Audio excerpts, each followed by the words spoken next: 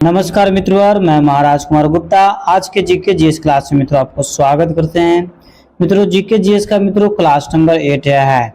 मित्रों यदि आप state, BPSC, SSC, Bihar SSC, ALP technician अर्थात मित्रों किसी भी प्रकार के मित्रों यदि सरकारी नौकरी के मित्रों तैयारी कर रहे हैं तो मित्रों यह जीके जीएस का क्लास मित्रों आपके लिए अति हेल्पफुल होने वाला है। मित्रों आप कहीं से पढ़िए परंतु एग्जाम में मित्रों जो हम बता रहे हैं सिर्फ वहीं से मित्रों आएगा। मित्रों इस चैनल पर प्रतिदिन रात्रि मतलब शाम 7:30 बजे मित्रों जीके जीएस के क्लास लिए जाते हैं, अतः क्लास को मित्रों प्रतिदिन जरूर ज्वाइन करें। मित्रों और आज का पहला प्रश्न आपका है, बारीकी से केयर कीजिएगा कि निम्नलिखित में से कौन सा बांध महानदी पर स्थित है। तो मित्रों ए में आपका हीराकुंड है, बी में आपका दुधवा है, सी में मित्रों घुमरा पदर बांध है, डी में उपयुक्त में से एक से अधिक, ई में मित्रों उपयुक्त में से कोई नहीं। मित्रों जिस प्रश्न का आंसर आपको याद है उस प्रश्न का आंसर मित्रों आप कमेंट्स में जरूर आंसर दिया कीजिए। तो मित्रों बताते चलें इस प्रश्न का आंसर आपका हो जाएगा option number D. Option number D कहने का मतलब है मित्रों कि उपयुक्त में से एक से अधिक। तो मित्रों इसका डिस्क्रिप्शन पर हम लोग जानेंगे कि हीराकुंड बांध और मित्रों दुधवा बांध जो है मित्रों महानदी पर है। ठीक है, महानदी पर ये दोनों बांध मित्रों बंधा हुआ है। मित्रों ध्यान दीजिए कि महानदी उड़ीसा राज्य की सबसे बड़ी नदी है और प्रायद्वीपीय भारत की तीसरी सबसे बड़ी नदी है। इस नदी का जल संग्रह क्षेत्र छत्तीसगढ़, मध्य प्रदेश, उड़ीसा, झारखंड और महाराष्ट्र तक मित्रों विस्तारित है। इस नदी पर स्थित हीराकुंड बांध भारत की सबसे लंबा बांध है। इस प्रकार मित्रों पूछ सकता है कि भारत का सबसे लंबा बांध कौन है, तो हीराकुंड बांध है। इस प्रकार हम लोग अगले प्रश्न पर मित्रों क्लियर करेंगे कि टिहरी बांध परियोजना संबंधित है। मित्रों टिहरी बांध परियोजना संबंधित है। ए में आपका मित्रों ऑप्शन है नियतिवाद विचारधारा से, बी में संभववादी विचारधारा से, सी में मित्रों विचारधारा से वैज्ञानिक नियतिवादी से, और डी में मित्रों उपयुक्त में से एक से अधिक, ई में उपयुक्त में से कोई नहीं। मित्रों सभी के सभी प्रश्न आपको बीपीएससी में पूछा हुआ प्रश्न मित्रों आपके सामने हम लाए हैं। तो मित्रों इस प्रश्न का आंसर आपका हो जाएगा ऑप्शन नंबर बी साम्यवादी विचारधारा। मित्रों बारीकी से क्लियर कीजिएगा कि यह प्रश्न मित्रों बीपीएससी टीआरए 2.0 मित्रों 14/12/2023 से मित्रों यह पेपर 1 में मित्रों पूछा हुआ है। इस प्रकार मित्रों टिहरी बांध परियोजना जैसे साम्यवादी विचारधारा से संबंधित है। मानव भूगोल में साम्यवाद एक ऐसा संप्रदाय के रूप में स्थापित हुआ जिसकी विचारधारा और दर्शन इस बात का समर्थन करते हैं कि औद्योगिक क्रांति के पश्चात मानव ने अपनी सृजन शक्ति से प्राकृतिक गतिशील को मित्रों अवरुद्ध किया है। इस प्रकार हम लोग अगले प्रश्न पर मित्रों क्लियर करेंगे कि दामोदर घाटी परियोजना किस राज्य में स्थित है। मित्रों ए में आपका बिहार है, बी में झारखंड और पश्चिम बंगाल है, सी में उड़ीसा है, डी मित्रों उपयुक्त में से एक से अधिक, ई में मित्रों उपयुक्त में से कोई नहीं। मित्रों बताते चलें कि दामोदर घाटी परियोजना जो है मित्रों झारखंड और पश्चिम बंगाल में मित्रों इसका जैसे विस्तारित है। इस प्रकार इस प्रश्न का आंसर आपका बी आपका सही है। मित्रों ध्यान दीजिएगा कि दामोदर घाटी परियोजना के तहत वर्ष 1948 में मित्रों दामोदर घाटी निगम की स्थापना की गई। यह स्वतंत्र भारत की प्रथम बहुउद्देशीय परियोजना है। मित्रों पूछ सकता है कि स्वतंत्र भारत की प्रथम बहुउद्देशीय परियोजना कौन है, तो मित्रों आपको टिक और करना पड़ेगा दामोदर घाटी परियोजना। और मित्रों इस परियोजना की मित्रों जो स्थापना की गई थी 1948 में। इस प्रकार मित्रों अगले प्रश्न पर हम लोग क्लियर करेंगे कि गंगा नदी के दक्षिण किनारे से मिलने वाले सबसे बड़ी सहायक नदी कौन सी है। ए में आपका कोसी है, बी में आपका गंडक है, सी में आपका सोन है, और डी में मित्रों आपका है उपयुक्त में से एक से अधिक, ई में मित्रों उपयुक्त में से कोई नहीं। मित्रों आपको बताते चले कि इस प्रश्न का आंसर आपका हो जाएगा ऑप्शन नंबर सी मतलब सोन नदी। मित्रों बारीकी से इसकी व्याख्या पर मित्रों क्लियर कीजिएगा। मित्रों व्याख्या क्या कर रहा है, गंगा नदी के दक्षिणी किनारे से मिलने वाली सबसे बड़ी नदी सोन नदी है जो मित्रों 780 किलोमीटर, ठीक है 780 किलोमीटर है। जो सोन नदी की लंबाई 780 किलोमीटर और गंगा नदी की लंबाई मित्रों जैसे 2525 किलोमीटर है। आपको एग्जाम में पूछ सकता है कि गंगा नदी की लंबाई कितना है, तो 2525 किलोमीटर। और यमुना नदी की जो मित्रों कुल लंबाई है 1376 किलोमीटर। ठीक है, गंगा नदी में दाहिनी से मिलने वाली भारत की सबसे बड़ी नदी है। गंगा ब्रह्मपुत्र मिलकर विश्व की सबसे बड़ी डेल्टा का निर्माण करता है। इस प्रकार मित्रों अगले प्रश्न पर हम लोग क्लियर करेंगे 1954 में किन दो देशों के बीच कोसी सिंचाई एवं जल विद्युत परियोजना समझौता पर हस्ताक्षर हुआ था? ए में मित्रों आपका है भारत और बांग्लादेश, बी में मित्रों भारतवर्ष और चाइना, सी में भारतवर्ष और नेपाल, डी में उपयुक्त में से एक से अधिक, ई में मित्रों उपयुक्त में से कोई नहीं। तो मित्रों बताते चले कि इस प्रश्न का आंसर आपका हो जाएगा भारत और नेपाल, मतलब ऑप्शन नंबर सी मित्रों आपका 100% सत्य है। मित्रों व्याख्या पर बारीकी से केयर कीजिएगा कि कोसी सिंचाई जल विद्युत परियोजना का जो मित्रों जो स्थापना हुआ था 1954 में मित्रों, इस पर जैसे भारत और नेपाल के बीच मित्रों संयुक्त रूप से हस्ताक्षर हुआ था। इस परियोजना के अंतर्गत 4 इकाइयों पर काम किया गया है। कोसी नदी गोसाई नाथन चोटी के उत्तर से निकलकर नेपाल में स्थित भीमनगर के पास भारत में प्रवेश करती है। अब मित्रों पूछ सकता है कि जो है से कोसी नदी जो है भारत में किस जगह किस स्थान पर मित्रों प्रवेश करती है? तो भीमनगर, आपको याद होना चाहिए भीमनगर, ठीक है। इस प्रकार अगले प्रश्न पर मित्रों केयर कीजिएगा कि निम्नलिखित में से कौन सा ऊर्जा का पारंपरिक स्रोत नहीं है? ए मित्रों कोयला, बी में प्राकृतिक गैस, सी में पवन ऊर्जा, डी में मित्रों उपयुक्त में से एक से अधिक, ई में उपयुक्त में से कोई नहीं। मित्रों फट से कमेंट्स में आंसर दीजिए कि इस प्रश्न का आंसर क्या होगा। तो मित्रों इस प्रश्न का आंसर हो जाएगा ऑप्शन नंबर सी पवन ऊर्जा। मित्रों बारीकी से मित्रों इसके व्याख्या पर बारीकी से ध्यान दीजिएगा कि पवन ऊर्जा का पारंपरिक स्रोत नहीं है। ऊर्जा के 2 स्रोत होते हैं, पारंपरिक स्रोत और गैर पारंपरिक स्रोत है। अब मित्रों पूछ सकता है एग्जाम में ऊर्जा के कुल कितने स्रोत होते हैं? तो 2 स्रोत होते हैं, पारंपरिक और गैर पारंपरिक स्रोत। पारंपरिक ऊर्जा स्रोत में जीवाश्म ईंधन, कोयला, प्राकृतिक गैस आदि आते हैं, जबकि गैर पारंपरिक स्रोत में पवन ऊर्जा, बायोगैस ऊर्जा और नवीकरणीय ऊर्जा संसाधन आते हैं। इस प्रकार मित्रों अगले प्रश्न पर आप केयर कीजिएगा कि मोनाजाइट रेत में निम्नलिखित में से कौन सा खनिज पाया जाता है? ए में आपका खनिज तेल, बी में यूरेनियम, सी में थोरियम, डी में उपयुक्त में से एक से अधिक, ई में मित्रों उपयुक्त में से कोई नहीं। मित्रों फट से कमेंट्स में आंसर दीजिए कि इस प्रश्न का आंसर क्या होगा। तो मित्रों इस प्रश्न का आंसर आपका हो जाएगा ऑप्शन नंबर सी थोरियम। मित्रों आंसर आपका सही है।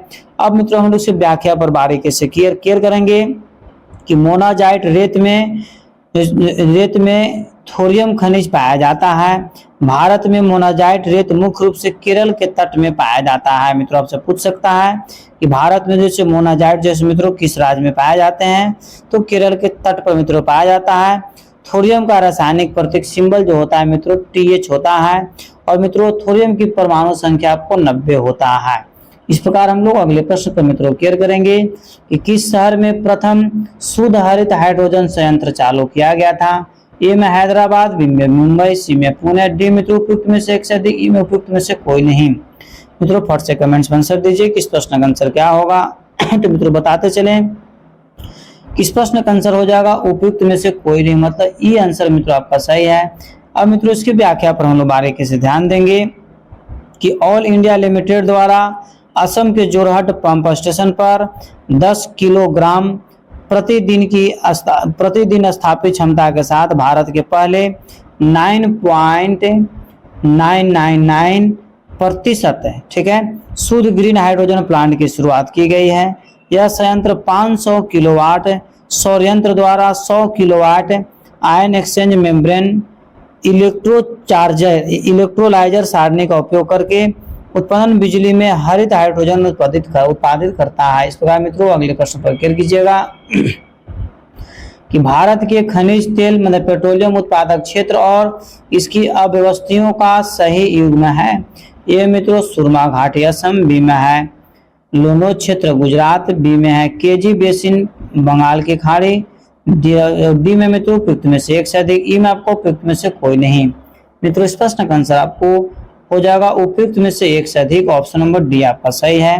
मित्रों व्याख्या पर बारीकी से ध्यान दीजिएगा। भारत के प्रमुख पेट्रोलियम खनिज तेल उत्पादक क्षेत्र में मित्रों सुरमा घाटी, डिगबोई, नाहरहाट, होलीगंज और मेमरौन क्षेत्र असम में है। लुनोज मित्रों अंकलेश्वर, ओल्दिया, ढोकला, मेहसाना, कलोल क्षेत्र गुजरात में है। मित्रों मंगला क्षेत्र जो मित्रों आपका है आपको राजस्थान में पड़ता है। इस प्रकार मित्रों हम कह सकते हैं कि इसका आंसर जो है ए और बी दोनों आपका सही है। इस प्रकार जो है आंसर इसका डी क्या हुआ सत्य होगा, उपयुक्त में से एक से अधिक आपका सही है। अगले प्रश्न मित्रों क्लियर कीजिएगा। बिहार के किस जिले में रेशमी वस्त्र का उत्पादन सर्वाधिक होता है? ए में आपका मधुबनी है, बी में मित्रों भागलपुर है, सी में औरंगाबाद है, डी में उपयुक्त में से एक से अधिक, ई में मित्रों उपयुक्त में से कोई नहीं। मित्रों फट से कमेंट्स में आंसर दीजिए कि इस प्रश्न का आंसर क्या होगा। तो मित्रों बताते चले कि इस प्रश्न का आंसर आपको हो जाएगा भागलपुर, मतलब ऑप्शन नंबर बी आपका सही है। मित्रों व्याख्या पर ध्यान दीजिएगा। बिहार के भागलपुर जिले में रेशमी वस्त्र का उत्पादन सर्वाधिक होता है। यह जिला रेशम उद्योग से भी जुड़ा हुआ है और पूरे भारत में अपने टसर मतलब रेशम और भागलपुरी साड़ी के लिए प्रसिद्ध है। भागलपुर को भारत के रेशम शहर के रूप में भी जाना जाता है। अब मित्रों पूछ देगा कि भारत का कौन सा ऐसा शहर है जिसको मित्रों रेशम शहर के नाम से जाना जाता है, तो भागलपुर ही आपको टिक आउट करना होगा। अगला प्रश्न मित्रों कि बरौनी तेल शोधक संयंत्र बिहार के किस जिले में स्थित है। सहरसा, बेगूसराय, मधुबनी, डी में उपयुक्त में से एक से अधिक, ई में मित्रों उपयुक्त में से कोई नहीं। मित्रों बताते चलें इस प्रश्न का आंसर आपका हो जाएगा मित्रों ऑप्शन नंबर बी, मतलब बेगूसराय मित्रों आपका सही है। मित्रों व्याख्या पर बारीकी से केयर कीजिएगा कि बरौनी भारत के बिहार राज्य के बेगूसराय में स्थित है। एक कस्बा यह गंगा नदी के किनारे बसा हुआ है। मित्रों जैसे बेगूसराय कहाँ बसा हुआ है, तो गंगा नदी किनारे बसा हुआ है। यह बिहार का औद्योगिक कस्बा शहर है। ठीक है, इस प्रकार मित्रों अगले प्रश्न पर बारीकी से केयर कीजिएगा कि निम्नलिखित में से ध्यान दीजिएगा मित्रों कि निम्नलिखित में से कौन से दो चरम स्थान पूर्व पश्चिम गलियारा से जुड़े हुए हैं। ए में आपका मित्रों मुंबई और नागपुर, बी में मुंबई और कोलकाता, सी में सिलचर और पोरबंदर, डी में मित्रों उपयुक्त में से एक से अधिक, ई में उपयुक्त में से कोई नहीं। मित्रों फट से कमेंट्स में आंसर दीजिए कि इस प्रश्न का आंसर क्या होगा। तो मित्रों बताते चले कि इस प्रश्न का आंसर हो जाएगा ऑप्शन नंबर सी, मतलब सिलचर और पोरबंदर। आपका आंसर सही। मित्रों व्याख्या पर बारीकी से केयर कीजिएगा। सिलचर और पोरबंदर दो चरम स्थान पूर्व पश्चिम गलियारा से जुड़े हैं। पूर्व पश्चिम गलियारा गुजरात, मध्य प्रदेश, उत्तर प्रदेश, बिहार, पश्चिम बंगाल और असम से होकर गुजरता है। इस प्रकार मित्रों अगले प्रश्न पर केयर कीजिएगा कि शिपब्रेक्ड टूरिज्म के संदर्भ में सूची रिफ, एमिसोल तथा ग्रांडे द्वीप पर भारतीय जल में जहाजों के मलबे का पता लगाया गया है। यह स्थान कहाँ है। गोवा तट के बाहर, बी में मित्रों लक्षद्वीप तट के बाहर, सी में तमिलनाडु तट के बाहर, डी मित्रों उड़ीसा तट के बाहर। मित्रों बताते चले इस प्रश्न का आंसर आपका हो जाएगा ऑप्शन नंबर ए पर गोवा तट के बाहर। इस प्रकार मित्रों अगले प्रश्न पर केयर कीजिएगा कि निम्नलिखित में से कौन सी उड़ीसा का स्थानांतरणशील कृषि है। निम्नलिखित में से कौन सी उड़ीसा का स्थानांतरणशील कृषि है। ए में पोडू, बी में पेंडा, सी में बेवापर और डी में मित्रों उपयुक्त में से एक से अधिक, ई में उपयुक्त में से कोई नहीं। तो मित्रों इस प्रश्न का आंसर आपका हो जाएगा ऑप्शन नंबर ए पर पोडू। ठीक है मित्रों, बहुत ही महत्वपूर्ण प्रश्न है क्योंकि मित्रों बीपीएससी टीआरए 2 मित्रों 14/12/2023 में मित्रों यह पूछा हुआ प्रश्न है। मित्रों बारीकी से इसकी व्याख्या पर ध्यान दीजिएगा। उड़ीसा और आंध्र प्रदेश में झूम की खेती मतलब जिसको स्थानांतरित कृषि मित्रों बोला जाता है, पोडू के नाम से मित्रों जाना जाता है। मतलब झूम की खेती को पोडू के नाम से जाना जाता है। जो उड़ीसा और आंध्र प्रदेश में मित्रों झूम की खेती का प्रयोग सबसे अधिक किया जाता है। इस प्रकार मित्रों अगले प्रश्न पर हम लोग बारीकी से केयर करेंगे कि निम्नलिखित में से कौन सा स्थानांतरित कृषि का स्थानीय नाम है। ए में वेबर, बी में दहिया, सी में पोदू, डी में मित्रों उपयुक्त में से एक से अधिक, ई में उपयुक्त में से कोई नहीं। मित्रों फट से कमेंट्स में आंसर दीजिए कि इस प्रश्न का आंसर क्या होगा। तो मित्रों बताते चले कि 16 नंबर प्रश्न का आंसर आपको हो जाएगा उपयुक्त में से एक से अधिक है। अब मित्रों आपको हम डिस्क्रिप्शन बता रहे हैं कि स्थानांतरित कृषि का स्थानीय नाम कौन कौन है। तो मित्रों इस प्रश्न का आंसर आपका हो जाएगा स्थानांतरित कृषि को मित्रों झूमिंग कृषि भी कहते हैं। यह एक आदिम प्रकार की कृषि है जिसमें वृक्ष को काटकर जला दिया जाता है और साफ की गई भूमि पर पुराने उपकरण से जुताई करके खेती की जाती है। जब तक मिट्टी में उर्वरता रहती है तब तक इस भूमि पर खेती की जाती है। ठीक है मित्रों, इस प्रकार हम लोग अगले प्रश्न पर मित्रों केयर करेंगे। अगला प्रश्न आपका है कि फलों एवं सब्जियों की खेती क्या कहलाती है। तो मित्रों फलों एवं सब्जियों की खेती मित्रों ए में आपका फूलों की खेती, बी में आपका कृषि, डी में आपका बागवानी, सी में बागवानी और डी में मित्रों उपयुक्त में से एक से अधिक, ई में उपयुक्त में से कोई नहीं। मित्रों फट से कमेंट्स में आंसर दीजिए कि फलों एवं सब्जियों की खेती क्या कहलाती है। तो मित्रों बताते चलें कि फलों एवं सब्जियों की खेती को मित्रों बागवानी कहते हैं। ऑप्शन नंबर सी आपका सही है। मित्रों बारीकी से केयर कीजिएगा कि यह प्रश्न मित्रों बीपीएससी टीआरई 2 में मित्रों 15/12/2023 के पेपर 4 में मित्रों पूछा हुआ है। मित्रों ध्यान दीजिएगा, बहुत सारे आपको हम कल्चर का नाम बतला रहे हैं। फूलों की खेती मित्रों फ्लोरिकल्चर में की जाती है। रेशम कीट की पालन आपको सेरीकल्चर में की जाती है। मधुमक्खी की पालन आपको एपीकल्चर में की जाती है। और मछली पालन मित्रों पिसीकल्चर में की जाती है। और फलों का अध्ययन जो है पोमोकल्चर में की जाती है। इस प्रकार मित्रों अगले प्रश्न पर हम लोग बारीकी से केयर करेंगे। अगला प्रश्न मित्रों आपका कि उत्तरी भारत में शीतकाल में उपजाए जाने वाले चावल की फसलों के स्थानीय नाम क्या है? मित्रों अमन, अगहनी और ओस।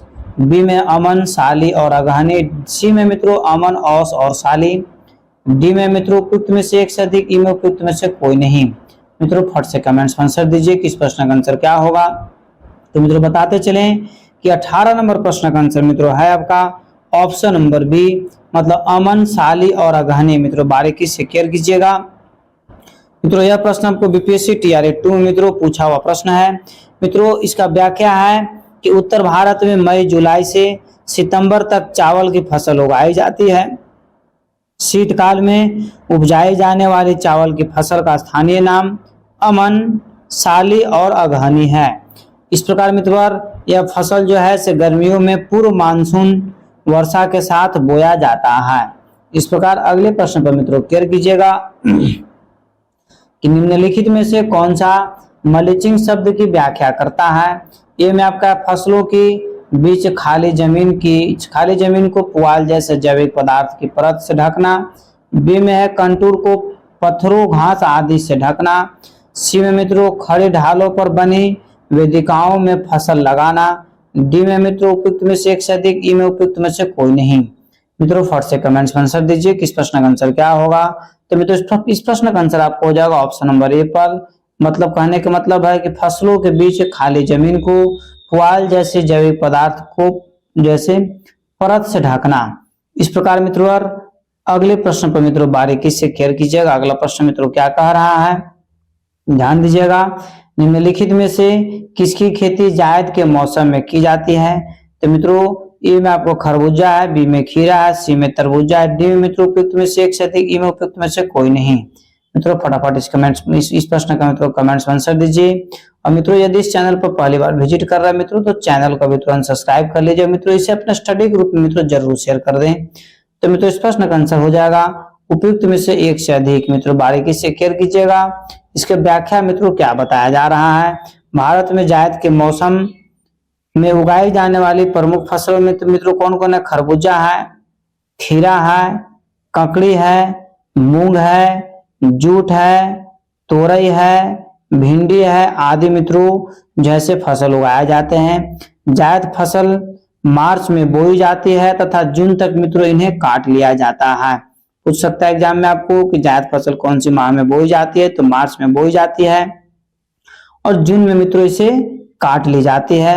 भारत में खेती के 3 मौसम होते हैं, रबी फसल, खरीफ फसल और जायद फसल। इस प्रकार मित्रों अगले प्रश्न पर बारीकी से केयर कीजिएगा कि जीवाश्मों के आधार पर मानव का उत्पादित केंद्र है।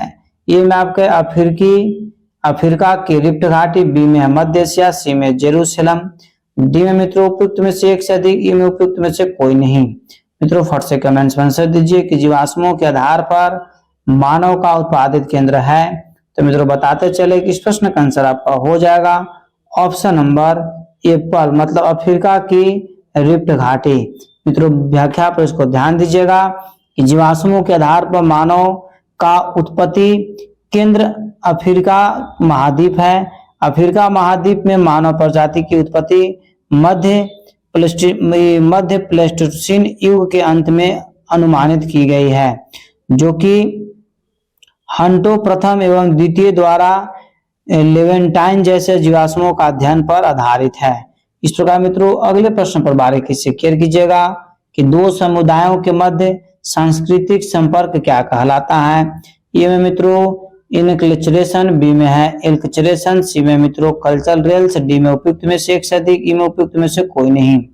मित्रों फट से कमेंट्स में आंसर दीजिए कि इस प्रश्न का आंसर क्या होगा।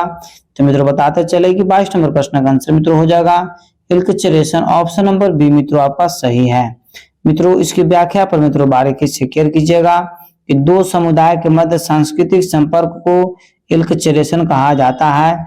इससे उस सामाजिक, मनोवैज्ञानिक और सांस्कृतिक बदलाव के रूप में मित्रों संदर्भित किया जाता है, जिसमें एक समाज या संगठन से संबंधित कोई व्यक्ति या समुदाय किसी अलग समुदाय संगठन के तौर तरीके को मित्रों समझ सकता है।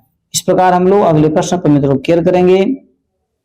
किसी समुदाय को अनुसूचित जनजाति के अनुरूप में घोषित करने के लिए आवश्यक विशेषताएं हैं। ए में आदिम लक्षणों के संकेत, 2 नंबर मित्रों विशिष्ट संस्कृति, 3 नंबर आपका बड़े पैमाने पर समुदाय के साथ संपर्क में शर्म, और 4 नंबर मित्रों है पिछड़ापन और भौगोलिक अलगाव। उपयुक्त में से उपयुक्त में से कौन से सही है? तो मित्रों बताते चले कि इस प्रश्न का आंसर हो जाएगा ऑप्शन नंबर डी, उपयुक्त में से सभी सही है। अगले प्रश्न पर मित्रों केयर कीजिएगा। कोयला नगरी किस स्थान को कहते हैं?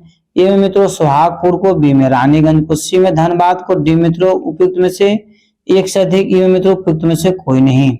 मित्रों अति महत्वपूर्ण यह प्रश्न है कि कोयला नगरी मित्रों किस शहर को बोला जाता है? तो मित्रों बताते चले कि कोयला नगरी जैसे मित्रों धनबाद को बोला जाता है, तो जो मित्रों झारखंड का एक अच्छा खासा मित्रों शहर है। इस प्रकार मित्रों अगले प्रश्न पर बारीकी से केयर कीजिएगा कि मोटा अनाज को चमत्कारी अनाज और भविष्य की फसल कहा जाता है, क्यों?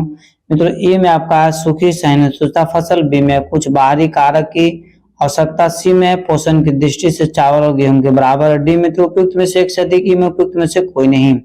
मित्रों फट से कमेंट्स में आंसर दीजिए कि इस प्रश्न का आंसर क्या होगा। तो मित्रों बताते चले कि 25 नंबर प्रश्न का आंसर मित्रों है उपयुक्त में से एक से अधिक। मित्रों इसकी व्याख्या पर मित्रों बारीकी से केयर कीजिएगा कि मित्रों व्याख्या क्या कह रहा है, ध्यान दीजिएगा। मित्रों मोटा अनाज को अक्सर उनके असंख्य स्वास्थ्य लाभों और इस तथ्य के कारण चमत्कारी अनाज कहा जाता है। मतलब कहने का मतलब मित्रों कि जितने भी मोटा अनाज है जो हम मानव शरीर के लिए या किसी भी मतलब जीव जंतु के शरीर के लिए मित्रों बहुत ही आवश्यक होता है, परंतु अब मित्रों कोई भी व्यक्ति मोटा अनाज जैसे पसंद और खाने को तैयार नहीं है, जिसके कारण मित्रों हम लोग आवश्यकता से ज्यादा मित्रों बीमार पड़ते जा रहे हैं। जैसे मोटे अनाज के अंतर्गत मित्रों आ जाता है जई हो गया, बाजरा हो गया, इसे बहुत सारा ऐसा है मित्रों, मकई हो गया, इसे मोटे अनाज के अंतर्गत आता है जो कि सब कोई खाना पसंद नहीं करता। इस प्रकार मित्रों अगले प्रश्न पर हम लोग केयर करेंगे कि भारत का स्थलीयकृत मानचित्र किस संगठन द्वारा बनाया जाता है? ये में आपका है भारतीय भूवैज्ञानिक सर्वेक्षण, बी में भारतीय सर्वेक्षण, सी में मित्रों भारतीय प्राणी सर्वेक्षण, डी में उपयुक्त में से एक से अधिक, ई में उपयुक्त में से कोई नहीं। मित्रों फट से 26 नंबर प्रश्न का आंसर दीजिए कि इस प्रश्न का आंसर क्या होगा। तो मित्रों बताते चले कि इस प्रश्न का आंसर हो जाएगा मित्रों ऑप्शन नंबर बी, भारतीय सर्वेक्षण विभाग। ठीक है मित्रों, इस प्रकार हम लोग इसकी व्याख्या मित्रों ध्यान दीजिएगा कि भारत का स्थलीकृत मानचित्र भारतीय सर्वेक्षण विभाग द्वारा बनाया जाता है। मित्रों यह विज्ञान और प्रौद्योगिकी विभाग के अंतर्गत मित्रों राष्ट्रीय सर्वेक्षण और मानचित्र संगठन है।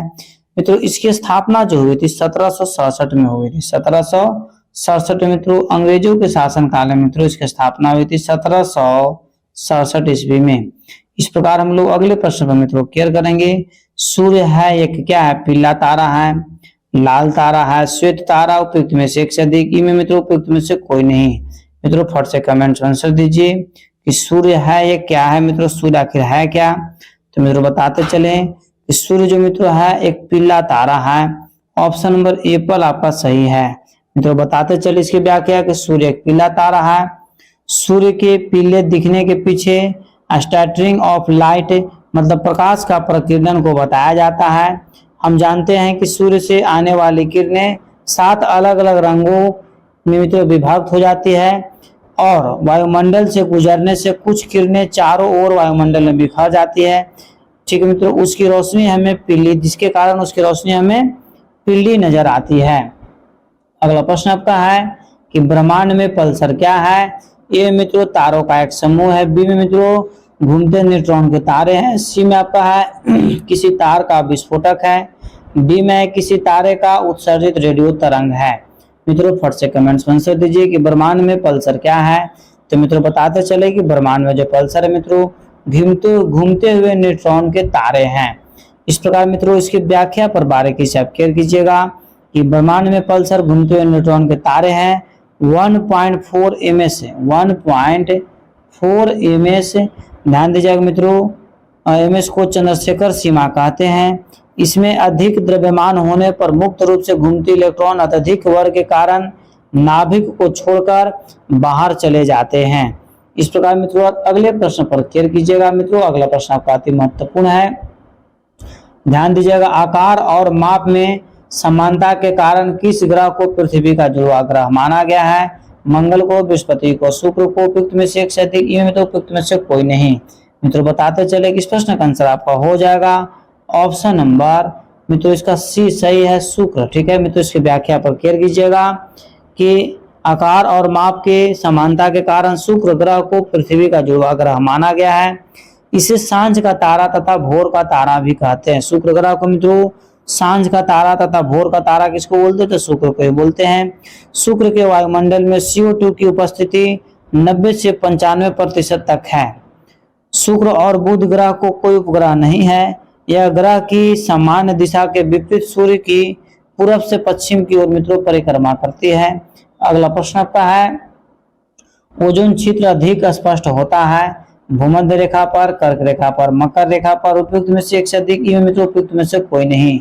मित्रों फट से कमेंट्स में आंसर दीजिए कि भूमध्य क्षेत्र अधिक स्पष्ट होता है। तो मित्रों इस प्रश्न का आंसर हो जाएगा मकर रेखा पर, ऑप्शन नंबर सी आपका सही है। मित्रों बारीकी से मित्रों इसकी व्याख्या पर केयर कीजिएगा कि मित्रों इसकी व्याख्या क्या बताया जा रहा है। मित्रों ध्यान दीजिएगा कि दक्षिण ध्रुव पर ओजोन क्षेत्र अधिक स्पष्ट है। समताप मंडल में ओजोन का अवक्षय विस्तृत रूप से होता जा रहा है, लेकिन यह अवक्षय अंटार्कटिक क्षेत्र में जैसे विशेष रूप से अधिक होता है। मित्रों बताते चले कि ओजोन क्षेत्र पृथ्वी की सतह से 15 से 30 किलोमीटर के बीच समताप मंडल पाए जाते हैं। इस प्रकार मित्रों अगले प्रश्न पर केयर कीजिएगा। मित्रों आज का यह अंतिम प्रश्न है कि ग्लोब पर 1 डिग्री के अंतराल पर खींची गई अक्षांश रेखाएं कितनी हो सकती है? ए में आपका 180, बी में 178, सी मित्रों 179, डी में आपका उपयुक्त में से एक से अधिक है। मित्रों इस प्रश्न का आंसर आप कमेंट्स में जरूर बताइए। तो मित्रों बताते चले इस प्रश्न का आंसर आपका हो जाएगा फटाफट इसी तरीके से मित्रों कमेंट्स में आंसर देते रहिए। 179 एकदम मित्रों सही आंसर है, ऑप्शन नंबर सी नंबर। ठीक है मित्रों व्याख्या पर इसको बारीकी से केयर कीजिएगा। मित्रों ग्लोब यानी मानचित्र पर भूमध्य रेखा के समांतर खींची गई रेखा जो समान अक्षांशीय कोण वाले स्थानों को मिलाती है अक्षांश रेखा कहलाती है। 1 डिग्री के अंतराल पर इन रेखाओं उत्तरी गोलार्ध में ग्लोब पर कुल संख्या 89 है। ठीक है, इसी प्रकार दक्षिणी गोलार्ध में ग्लोबर पर कुल संख्या 89 है। इसी प्रकार ग्लोबर पर 1 डिग्री के अंतराल पर कुछ अक्षांशों की संख्या 179 है। तो मित्रों 179 में 0 अक्षांश या भूमध्य रेखा को मित्रों सम्मिलित किया जाए तो मित्रों वही 179 ही रह जाएगा, मतलब ऑप्शन नंबर सी मित्रों आपका सही है। इस प्रकार मित्रों आज की क्लास मित्रों यहीं पर समाप्त किया गया। मित्रों इस चैनल पे यदि पहली बार विजिट कर रहा है तो चैनल को सब्सक्राइब कर लीजिए, लाइक कीजिए, शेयर कीजिए, कमेंट्स कीजिए। और मित्रों यदि आप स्टेट क्वालिफाई करना चाहते हैं, बीपीएससी क्वालिफाई करना चाहते हैं, डीएसएसबी, नेट, केवीएस, ईएमआरएस या फिर मित्रों ईएलपी टेक्नीशियन, मतलब किसी भी प्रकार के मित्रों नौकरी यदि मित्रों आप क्वालिफाई करना चाहते हैं तो मित्रों इस नंबर के माध्यम से आप हमें कांटेक्ट करें। मित्रों हर संभव मित्रों आपको पीडीएफ प्रोवाइड करवा दिया जाएगा। तब तक के लिए स्वस्थ रहिए, मस्त रहिए। एक बार प्रेम से बोलिए भारत माता की जय।